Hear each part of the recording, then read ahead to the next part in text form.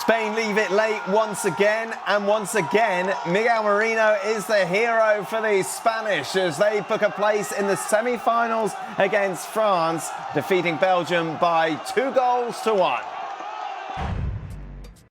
Welcome to New York as we continue our coverage of the 2026 World Cup here in the States. Look at this. Craig Burley is with us, Shaka, Hislop and Frank Leboeuf. We now know the lineup then for one of the semi-finals. It will be France against Spain. I tell you what, you watched the first exchanges of this game, you thought Spain are going to run away with this match. They absolutely dominated things. They deservedly took the lead, but then out of nowhere, Belgium get the equaliser. And then it was pretty much a fair contest. Difficult to call. Spain had their chances. Belgium were organised defensively, frustrated Spain. But in the end, it's a goalkeeping error that gives Merino the winner as Spain beat Belgium by 2-1. Alex is with us as well, who was bragging before that she told us that Merino would score the winner. But she said it in extra time, so it's null and void. You lose your bet. Well done. Well, surely it counts. No, Dan, it counts. You can't walk into a bookies and go, please. No. Come on. Let's score the winner. You've only got end it there, and he did. We believe in Miguel Merino. You've only got to be. You don't even have to be in the same building, but you only have to be in the same show as Frank Leboeuf, and you get this bragging just comes naturally. I don't know what you're talking about. I'm so humble, you know. It just comes off everyone. And saying that, are you going to start bragging? Because you've been going on about Spain haven't let the tournament up, and I suppose today again they were not great. But they were the better team. They were the better about team. The Spanish side that seemed to have belief in themselves. They were the better team, but that wasn't a surprise. What was a surprise was how compact Belgium were defensively. Mm-hmm. And it took a mistake from the goalkeeping change, unfortunately for Lamine, who had a great season at Man United. Courtois looked very emotional when he went off. That was a telling sign that even if Belgium had got through, he looked as if he knew his tournament was over. And yeah, I mean, they didn't. In truth, Belgium didn't create a lot of chances, and that was shown up in the graphic there. But the fact that they held Spain for as long, I think, is a testament to their organisation. They are a little limited going forward, but once again, we're left wanting a bit more from this Spanish side, wanting a bit more from Lamine Yamal. Yeah, he's got some great substitutes, he's got some great choices. He played Fabian Ruiz today, he could play Pedri, he could play Dani Olmo, which he did. He could play Miguel Merino from the start, who's been effective again. So De La Fuente's got a lot of choices. But once again, I would call it a little bit of a labouring Spanish display. Now, if it is the French, when they meet the French, in the semi-final, they're going to have to up their game big time. They can have all the ball they want. Sure. They can have all the ball they want.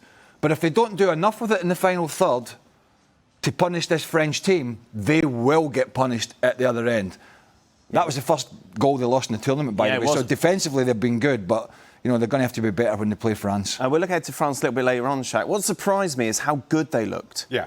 And that goal just seemed to completely take them by surprise. They were blindsided and didn't recover from it, really, until we see the winner. Well, I thought a couple of things with Belgium in particular. I still feel that France is a little bit right side heavy with Lamine Yamal and Pedro Porro.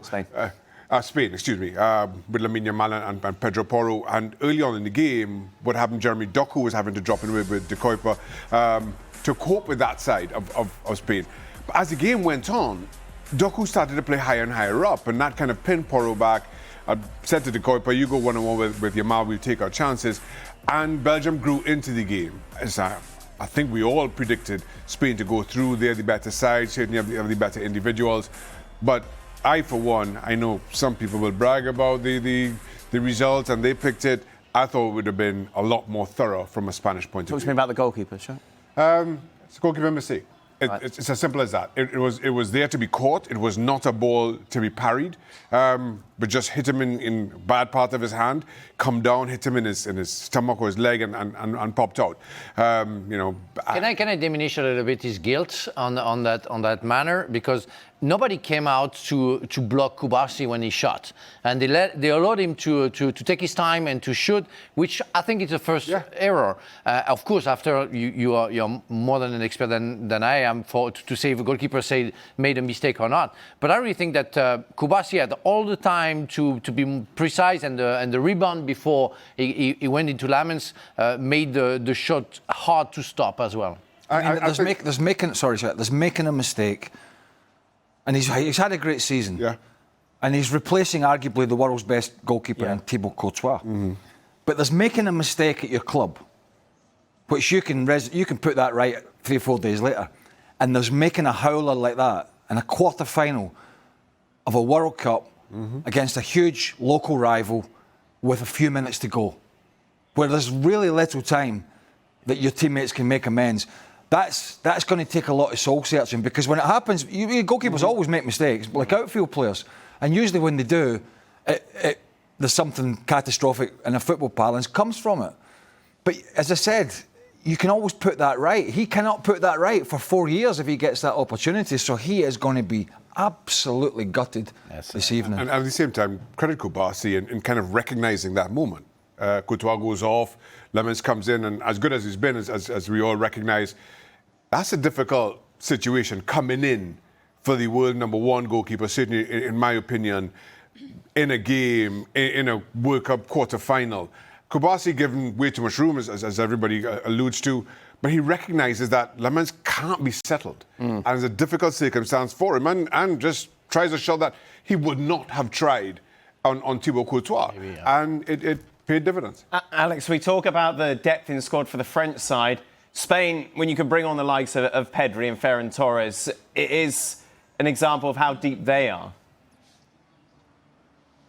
Yeah, the squad is unbelievable if you look at it, isn't it? And I know we're saying that Lamine Yamal maybe hasn't reached the heights that is expected of him, but I just wanted to give you some insight into what happens when Lamine Yamal is on the ball. There was a guy in our row that went to get a drink or wherever he went. He comes back and he said, "What happened? What happened? What did I miss?" And it turns out Lamine Yamal had just got the ball, and there's that much excitement, everyone off their feet. What's he going to do? What's he going to do? And it's incredible, a player that can generate that much excitement. But there's so much quality all over the pitch. They don't really make mistakes, but I still think they're going to need to play better if they want to beat France. Yeah, How would you rate Lamine Yamal today? Well, I just wanted to go to the point. You know, he's a young player and he's really talented, but I didn't see him today. I barely saw him. He was good. The first half, he had some good. On the first pass, he had some really good the pass touches. that they gave to Pedro Porro on the Spanish goal was great, but it's not enough. Well, and he has all the excuses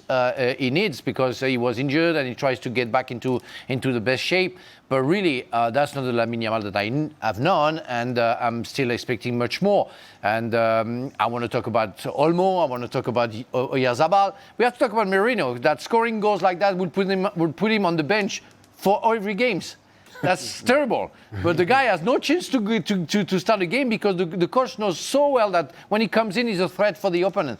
So that will put him on the bench. But yes, we want to see more. Yes, he's a young, fantastic kid who has all the tools to become one of the greatest in the world.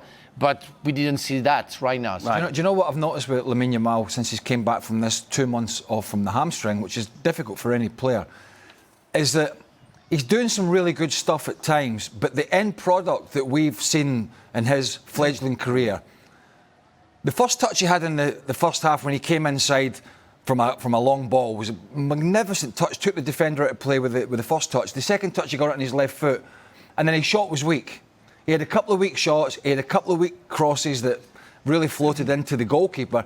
And I think it's that part of his game at the moment where he's not quite sharp. He can still beat the guy and he can drop the shoulder.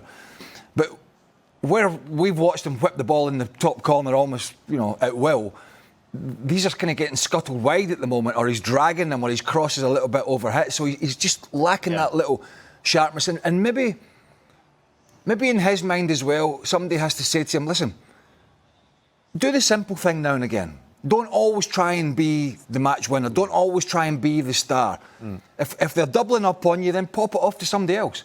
And it just feels a little bit like at the moment he's trying too hard to get on that front foot to being the player that he was before the injury.